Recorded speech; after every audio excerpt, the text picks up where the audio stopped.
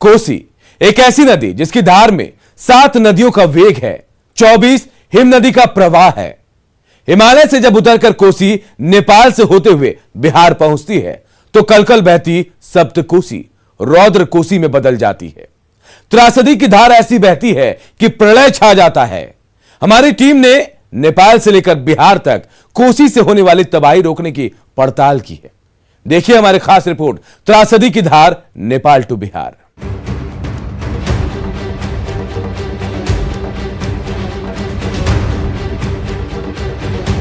नेपाल में कोसी की जीवंत धारा।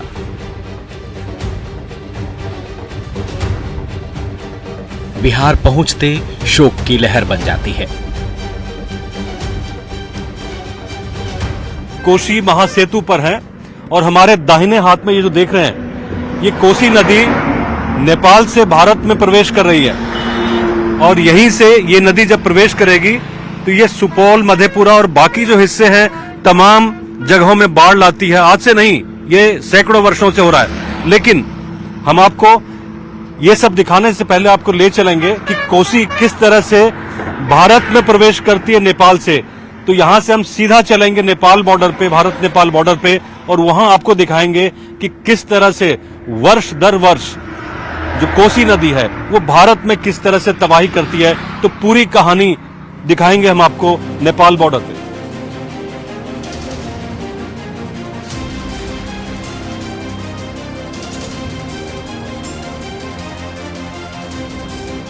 कोसी को बिहार का अभिशाप कहा जाता है।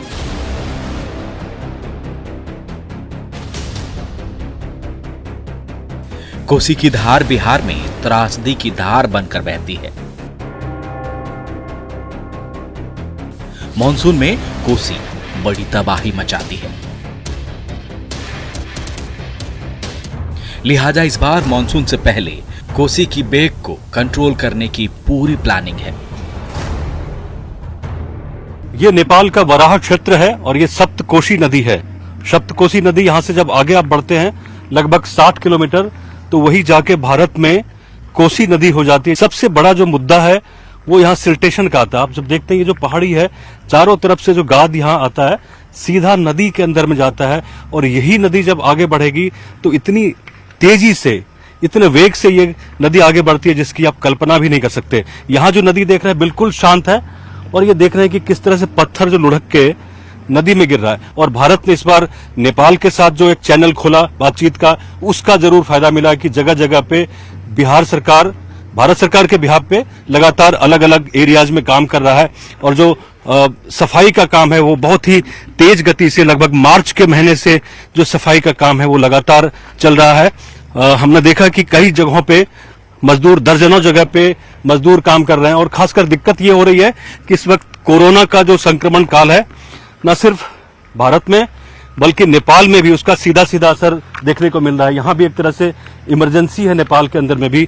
तो इन मुसीबतों में भारत सरकार और नेपाल सरकार दोनों ही मिलके इस काम को आगे बढ़ा रही है, जिससे आने वाले समय में जो मानसून का वक्त होगा, जब बरसात का सीजन होता है, उसमें कम से कम लोगों का नुकसान हो बिहार के प्लेन एरियाज में। कोसी का उद्गम पड़ोसी देश नेपाल से होता है। अरुण, तमोर, लिखु, दूधकोशी, तामाकोशी, सुनकोशी और इंद्रावती से मिलकर सप्तकोशी बनती है। इस वक्त हम मौजूद हैं नेपाल के वराह क्षेत्र में और वराह वो क्षेत्र है जहां से सप्तकोशी नदी निकलती है, जो जैसे ही नेपाल से होकर बिहार में प्रवेश करती है वो कोसी में बदल जाती है। और हर साल कोसी इलाके की त्रासदी यह है कि हर साल बाढ़ की भी इसका झेलना पड़ता है और बिहार सरकार लगातार प्रयास करती है हर साल कि कोसी से तबाही कम से कम हो। मनोज जी, एक बात बताइए, हम इस वक्त नेपाल में हैं, लेकिन कई बार होता है कि नेपाल से जबरदस्त नेपाल में जब बारिश होती है तो बिहार में कोसी इलाके में तबाही हो जाती है। बाढ़ की मेन वजह अगर हम आपसे जानना चाहें तो आप क्या बताएंगे? सबसे बड़ी बात यह है कि कोसी की 7 धाराएं मिलके कोसी नदी बनकर बिहार नदी में आती, बिहार के भाग में आती है। इसमें अरुण नदी माउंट एवरेस्ट से जनरेट होती है और तमार कंचनजंगा से जनरेट होती है और वेस्ट से सुन नदी आती है, बाकी और अन्य 4 धाराएं आती है। काफी बड़ा कैचमेंट एरिया है इसका। और रेनफॉल ज्यादा होने पर काफी ज्यादा जलस्राव आता है और इसके साथ ही साथ कोसी नदी बहुत ज्यादा सिल्ट अपने साथ लाती है, जिसके कारण इसका बिहेवियर अनप्रेडिक्टेबल होता है। बिल्कुल, एक सवाल आपसे और पूछेंगे।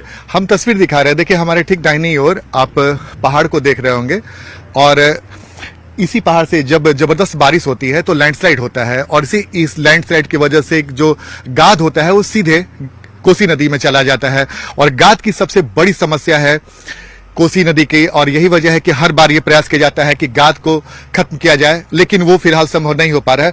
सर, गाद की समस्या की वजह हम लैंडस्लाइड तो मानते हैं, लेकिन गाद की सफाई क्यों नहीं हो पा रही है?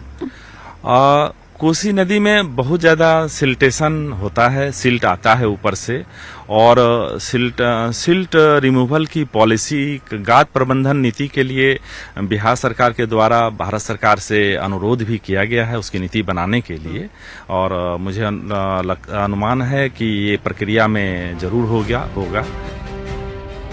कोसी अपने साथ बड़ी मात्रा में गाद लेकर बहती है, जिससे कटाव का खतरा हर साल बना रहता है। कोसी जो सप्त कोसी है वो अप स्ट्रीम में पड़ती है और जैसे ही आप वीरपुर बैराज के तरफ जाएंगे तो डाउन स्ट्रीम में चली जाएगी। तो जाहिर सी बात है जो नेचुरल फ्लो है कोसी नदी का वो जैसे ही बिहार में प्रवेश करता है उसके बाद उसकी धार तेज हो जाती है और जो गाद की समस्या है वो जो बड़े तटबंध के रूप में फैल जाता है कोसी नदी, वहां पे समस्या बढ़ जाती है। सप्त कोसी नदी जिसे बिहार में कोसी नदी कहा जाता है उसकी तस्वीर हम आपको दिखा रहे हैं। पहाड़ों के बीच से जब छोटे से धार के रूप में सप्त कोसी निकलती है तो जैसे ही बिहार में प्रवेश करती है तो इसका पाट बहुत चौड़ा हो जाता है और अमूमन बाढ़ की स्थिति में कोसी नदी के चौड़ाई और जो उसके वेग को देखकर डर लगता है और यही वजह है कि हर साल कोसी नदी अपने पीछे बड़ी तबाही भी लेकर आती है। नरेंद्र मोदी जब पहली बार देश के प्रधानमंत्री बने तो उन्होंने नेपाल के साथ कोसी पर हाई लेवल डैम बनाने का प्रस्ताव रखा ताकि कोसी के बेग को कंट्रोल किया जा सके। नरेंद्र मोदी जब भारत के प्रधानमंत्री बने उसके बाद जब उनका दौरा हुआ काठमांडू का तो उसमें इस बात पे चर्चा हुई कि अगर कोसी पर एक हाई डैम बने तो शायद उससे जो समस्या है बिहार की सालों से चली आ रही है, दशकों से चली आ रही है, शायद उसका समाधान हो जाए। हमारे साथ चीफ इंजीनियर है रमन जी। रमन जी, जो बातें होती रहती हैं इतने सालों से, हालांकि ये दोनों देशों के बीच की बात है, लेकिन अगर हाई डैम बन जाता है तो उससे कितनी बड़ी राहत होगी बिहार को? कोसी हाई लेवल डैम के निर्माण से काफी राहत मिलेगा, क्योंकि उसके बाद कंट्रोल डिस्चार्ज आने की संभावना रहेगी और कोसी नदी में अचानक काफी आए जलस्राव को नियंत्रित करने में सहायता मिलेगी। चूंकि ये दो देशों का इशू है, जी, अतः इसमें केंद्र सरकार की भूमिका काफी बिल्कुल। मैं ये बोलता हूँ कि यहाँ के जो पहाड़ है, खास करके जो माउंटेन रीजन पूरा देख रहे हैं, ये होल्ड नहीं कर पाता। ये जो मिट्टी आप देख रहे हैं, सामने भी मिट्टी हम देखते हैं तो सिल्टेशन इकट्ठा होता रहता है, साल दर साल ये होता रहता है। तो उसके ऊपर कुछ असर पड़ेगा क्या? आप तो एक्सपर्ट इस मामले के। जहां तक सवाल सिल्ट का है, हाई लेवल डैम बनने से सिल्ट के इनफ्लो में भी कमी आएगी। बड़े पैमाने पर अगर देखा जाए, बिगर पिक्चर देखा जाए, तो इससे फायदा नेपाल को भी होगा, इससे फायदा भारत को भी होगा। खासकर जो पावर जनरेशन की बात की जाती है, 5000 मेगावाट से ज्यादा का पावर जनरेट होगा, इससे दोनों के इकोनॉमी को फायदा होगा और पावर जो जनरेट होगा उससे दोनों कंट्रीज को फायदा तो होगा ही होगा। कोसी को कंट्रोल करने के लिए हाई लेवल डैम की जरूरत तो है ही, वहीं नदी की धार और दबाव को कम करने के लिए अस्पर और परकोपाइन लगाया गया है। नेपाल के पहाड़ी और जो सेमी माउंटेनियस एरिया है उससे नीचे उतर के लगभग 20 किलोमीटर नीचे आने के बाद ये आपको एक पूरा एक मैदानी एरिया आपको दिखाई देता है। इस साइड आप देखते हैं तो आपको घास का मैदान भी दिखाई देता है, इधर आपको दूर दूर तक नदी दिखाई देती है। पिछले साल ये हुआ कि जो कोसी नदी का जो बहाव था वो इधर इस तरफ हमारी तरफ आया, पहले दूसरी तरफ ये नदी जा रही थी। तो उस नदी की को दिशा देने के लिए, एक डायरेक्शन देने के लिए ये जो स्ट्रक्चर आप देख रहे हैं पिछले साल यहाँ इंट्रोड्यूस किया गया, परक्यूपाइन इसको बोलते हैं। तो ये जो स्ट्रक्चर है हम आपसे समझना चाहेंगे कि इसकी क्या भूमिका रहती है, क्योंकि नदी काफी बलवती, काफी पावरफुल है, फियर्स रिवर इसको माना जाता है कोसी नदी को। तो ये जो स्ट्रक्चर है ये किस तरह से काम करता है? जी, इस स्ट्रक्चर को हम लोग परक्यूपाइन बोलते हैं। यह बहुत ही प्रभावी संरचना है। यह सिल्टेशन इंड्यूस करता है, जिसका आप रिसेंट एग्जाम्पल सामने देख रहे हैं। ये सिल्टेशन इन्होंने काफी अच्छा इंड्यूस इस बार किया, इस फ्लड में। अभी इससे बगल से पानी बह रही थी और ये सिल्टेशन अभी जो डिस्चार्ज आया था उसमें ये सिल्टेशन इंड्यूस किया है इस पर्क्यूपाइन ने। ये नदी, ये पर्क्यूपाइन लगभग पूरे लेंथ अगर इसका लिया जाए तो नदी भाग में ये लगभग 1.2 किलोमीटर है ना। और यहाँ लगाने की कोई खास वजह, क्योंकि 2008 के आसपास में कुछ ब्रीच भी हुआ था, बहुत बड़ा ब्रीच हुआ था दरअसल वो। एक्चुअली वो ऐसा आगे है थोड़ा। एक्चुअली ऐसा है, वो पोर्शन तो आगे है। यहाँ है कि नदियों पर हम लोग पूरा ध्यान रखते हैं उसके बिहेवियर पर, और कुछ 2 वर्षों से ये ऑब्जर्व किया जा रहा है कि इस भाग में नदी पूर्व की ओर टिल्ट कर रही है, टिल्ट हो रही है। हाँ, ये दिख भी रही है, अभी भी दिख रही है दरअसल। हाँ। मतलब जबकि धारा अभी बलवती उतना नहीं है, स्ट्रांग नहीं है, लेकिन फिर भी देख रहे हैं कि ये पूर्व की ओर टिल्ट हो रही है। टिल्ट हो रही है। खास करके कोसी नदी के इस इलाके में ये जो एरिया इन्होंने फिगर आउट किया है, यहाँ आप देख पा रहे हैं कि अभी हालांकि मानसून नहीं है, लेकिन फिर भी नदी टुवर्ड्स ईस्ट ये टिल्ट हो रही है, पूर्व की तरफ ये नदी बहना चाह रही है। तो इसको डायरेक्शन देने के लिए, क्योंकि मानसून अभी आना बाकी है, उस वक्त तक नदी का जो फ्लो होगा वो काफी ज्यादा बढ़ जाएगा। दूर तक जो आप एरिया देखते हैं, ये प्लेन एरियाज में आने के बाद इसकी चौड़ाई 10-12 किलोमीटर तक हो जाती है, दूर दूर तक आपको नदी नजर नहीं आएगी। तो उसके लिए ये जो स्ट्रक्चर है बहुत ही कारगर स्ट्रक्चर है पर्क्यूपाइन, जिसका इस्तेमाल इस बार कोसी नदी में नदी को दिशा देने के लिए किया गया है। अभी तक हमने कोसी की शांत पड़ी धाराओं को देखा, कैसे नेपाल में सिमटी हुई सप्त कोसी बिहार में कोसी बनकर सितम ढाती है। जारी है त्रासदी की धार, नेपाल टू बिहार। बिहार के इनपुट एडिटर ब्रजमोहन सिंह के साथ संवाददाता आनंद अमृतराज की रिपोर्ट। तारीख बदल जाती है लेकिन टीस कभी खत्म नहीं होती। आज से 13 साल पहले कोसी ने सुपौल के कुसहा में ऐसी तबाही मचाई कि लाखों लोग बेघर हो गए। कोसी से तबाही का सिलसिला कभी खत्म ही नहीं हुआ। अब की बार तबाही को रोकने की मुकम्मल तैयारी की गई है। यह रिपोर्ट देखिए। कैसे पहुंचती है बिहार में कोसी, बिहार में कैसे शोक की लहर बन जाती है कोसी। कोसी की हाहाकारी बेग को रोकने के लिए नेपाल से लेकर बिहार तक युद्ध स्तर पर काम जारी है। नेपाल के इस हिस्से में आपको हमने दिखाया कि बराज क्षेत्र से किस तरह से कोसी नदी निकलती है।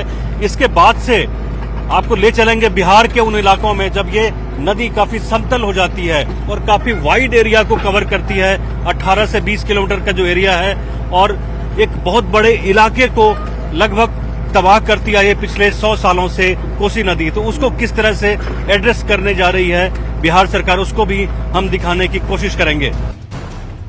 हमारी टीम नेपाल में ग्राउंड जीरो पर है। देखिए यहाँ कैसे युद्ध स्तर पर कोसी के कटाव को रोकने की तैयारी चल रही है। तेजी से स्पर और बोल्डर बनाया जा रहा है जो कोसी की धार को कम करने में मददगार होता है। ये जो लगातार यहाँ पे हम काम देख रहे हैं 42 नंबर पाया से लेकर 44 नंबर पाया तक, यहाँ पर इस बार ऐसा काम क्यों हो रहा है? ऐसा है कि पिछले वर्ष यहाँ पर कोसी नदी का दबाव काफी अधिक था और नदी के एज का काफी कटाव भी हुआ था। बाढ़ संघर्षात्मक कार्य करा करके इसे सुरक्षित रखा गया, परंतु आगामी किसी भी सिचुएशंस को फेस करने के लिए और सामना करने के लिए यहाँ रिवेटमेंट के साथ साथ स्टड्स और स्लोप्स पर बोल्डर का काम करा करके इसे सुदृढ़ किया जा रहा है। तो उसका एक कारण यह भी है कि अभी हम नेपाली तटबंध के पास हैं। नेपाली तटबंध की लंबाई लगभग 9 किलोमीटर है। उसके स्पर संख्या 42 के नजदीक हम लोग हैं। यहाँ पर नदी का बेड का ग्रेडियंट बहुत स्टीप है और नदी के पानी का वेलोसिटी बहुत अधिक होता है, इसलिए उसका दबाव और कटान भी काफी तीव्र होता है। अच्छा, ये जो हम तस्वीर देख रहे हैं, मतलब ये जो धार हम इस बार देख रहे हैं, धार पिछले साल इधर से मुड़ी है। ये विगत वर्ष से इधर ज्यादा दबाव बढ़ा। अच्छा, ये इसमें जो बांधा जा रहा है, जो देखिए स्पर का मतलब क्या होता है कि स्पर का निर्माण तटबंध के किनारे किया जाता है ताकि जो पानी का दबाव है उसे कम किया जा सके। और इस वक्त आप देखिए बड़े बड़े बोल्डर रखे हुए हैं और इसको GI वायर क्रेट से बांधा गया है ताकि ये पानी में इधर उधर न जाए। और ऐसे ऐसे लंबा निर्माण कराया गया है और बीच बीच में जो आप देख रहे हैं लोगों को बैठे हुए, वो इसे क्या कहते हैं सर? स्टड्स। अच्छा, वो ताकि पानी का जो वेग है उसको कंट्रोल कर उसको उसकी तीव्र गति को कंट्रोल करे, उसके कटाव को नियंत्रित करे, उसके दबाव को कम करे। जो बोल्डर पिचिंग किया गया वो लगाया गया है ताकि अगर इधर पानी की धार इस बार भी तेज होती है तो उसके धार को कम किया जा सके। और इस वक्त तस्वीर हम आपको दिखा रहे हैं कि देखिए पोकलेन से और लगातार इसका काम चल रहा है और बड़ी संख्या में मजदूर लगा है। इस वक्त हम नेपाली साइड में है, तो जाहिर सी बात है नेपाल में कोसी नदी के धार को कंट्रोल करने के लिए या फिर जो बाढ़ सुरक्षात्मक कार्य होता है उसे ठीक तरीके से करने के लिए जल संसाधन विभाग लगातार प्रयास कर रहा है और दावा भी किया जा रहा है कि इस बार परिस्थितियां नहीं बिगड़ने दी जाएगी। नेपाली क्षेत्र में तटबंध को मजबूत करने का काम करीब करीब पूरा कर लिया गया है। दावा किया जा रहा है कि अगर स्थिति सामान्य रही तो इस बार कोसी तबाही नहीं मचाएगी। सप्तकोसी, जो नेपाल में सप्तकोसी कहा जाता है, बिल्कुल शांत धारा दिख रही है, लेकिन कुछ दिन के बाद यही धारा कोसी नदी के रूप में जब बदलेगी तो कोसी के कई इलाकों में तबाही मचाती है। चूंकि लॉकडाउन की वजह से नेपाल और भारत दोनों में बंदी थी, तो इस वजह से कामकाज कितना प्रभावित हुआ है फ्लड के काम को लेकर, ये जानने के लिए हमारे साथ बिहार सरकार के जल संसाधन विभाग के कार्यपालक अभियंता हैं। सर, नाम बताइएगा अपना। धर्मेंद्र प्रसाद। धर्मेंद्र जी, इस वक्त हम लोग नेपाल में हैं, ये कौन सा जगह कहलाएगा? ये पुल्टेगोड़ा का ही एरिया है। पुल्टेगोड़ा। अच्छा, एक बात बताइए सर, इस बार जब लॉकडाउन लगा हुआ है तो क्या कोई समस्या भी हुई बाढ़ प्रभावित जो कार्य होते हैं किसी तरीके से काम करने में? हाँ, थोड़ा सा लेबर वगैरह का समस्या कुछ हुआ, मटेरियल का समस्या हुआ, लेकिन उतनी ज्यादा समस्या नहीं हुआ। इस बार समस्या कहाँ आ सकती है? अगर हम आपसे पूछें कि चूंकि अब कभी भी बारिश शुरू हो सकता है, तो समस्या कहाँ आ सकती है इस बार फ्लड को लेकर? ऐसे जहाँ जहाँ वनरेबल साइड्स थे सारे जगह पर करीब करीब काम करा लिया गया है, सुरक्षित कर लिया गया है। लेकिन फ्लड का अवधि है, नदी का नेचर है, कभी कभी इधर से उधर होते रहती है। उस को अभी प्रेडिक्शन तो नहीं किया जा सकता है कि हाँ उसमें कहीं हो, लेकिन हम लोग मैक्सिमम स्थानों पर सुरक्षित कर लिए। तो देखिए, बिहार सरकार के जल संसाधन विभाग के अधिकारी है, इन्होंने दावा किया है कि फिलहाल जो स्थितियां हैं नेपाल साइड में, जो फ्लड फाइटिंग काम लगभग पूरा हो चुका, बहुत ज्यादा समस्या नहीं है। बिहार के input editor Brajmohan Singh Birpur barrage पहुंचे। यहाँ कोसी अपने मूल स्वरूप का धारण कर चुकी है, जो नेपाल के वराह में सिमटी हुई दिख रही थी।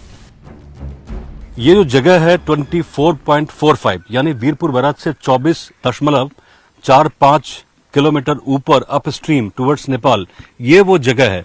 और यहाँ नदी का अगर विस्तार देखें जो हमने पहले दिखाया था और इस वक्त जो आप देख रहे हैं, नदी यहाँ काफी चौड़ाई तक फैली हुई आपको दिख रही है। यहाँ से लगभग 4-5 किलोमीटर का विस्तार हो चुका है और यहीं से आप अनुमान लगा सकते हैं कि नदी जो छोटी सी वहां दिख रही थी कितनी तेज गति से बह रही थी। और यहाँ नदी अपने जो इसका स्वरूप है उसमें आप इस नदी को देख पा रहे हैं। और ये जो जगह है जहां हम इस वक्त खड़े हैं, ये देख रहे हैं कि स्पर के आगे ये जो एप्रन शेप का ये पूरा एरिया बनाया हुआ है, इसलिए कि इस नदी के बहाव को रोका जाए, क्योंकि ये जो नदी है ये ईस्टवर्ड जाती हुई दिख रही है। और ये जो पर्क्यूपाइन है ये इसी पर्पज से यहाँ लगाया गया है कि नदी की जो दिशा है उसको यहाँ से चेंज किया जाए और नदी को पीछे की तरफ धकेला जाए। तो कोशिश यही है। और अभी तक जो स्थिति है आपने रास्ते में देखा कि किस तरह से जगह जगह पे स्पर का निर्माण अभी युद्ध गति से चल रहा है। और अभी ये जो पॉइंट है ये काफी क्रूशियल है इस नदी के लिहाज से और भारत के लिहाज से। साल 2008 में कुशाहा में कोसी ने बड़ी तबाही मचाई थी।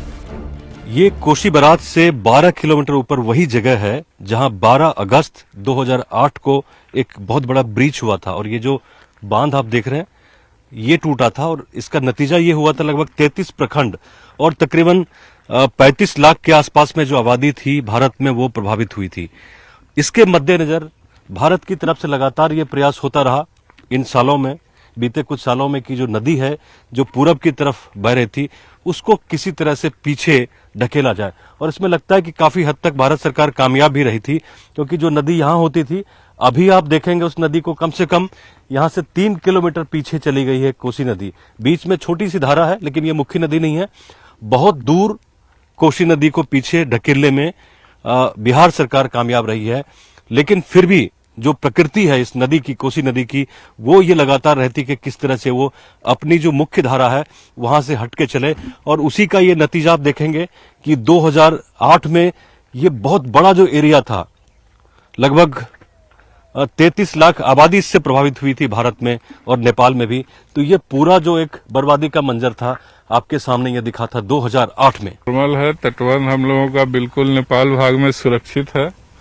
हर जगह हम लोगों का फ्लड फाइटिंग मटेरियल एकत्रित कर लिया गया है और सभी बचाव और एहतियात का कार्य पूरा कर लिया गया है।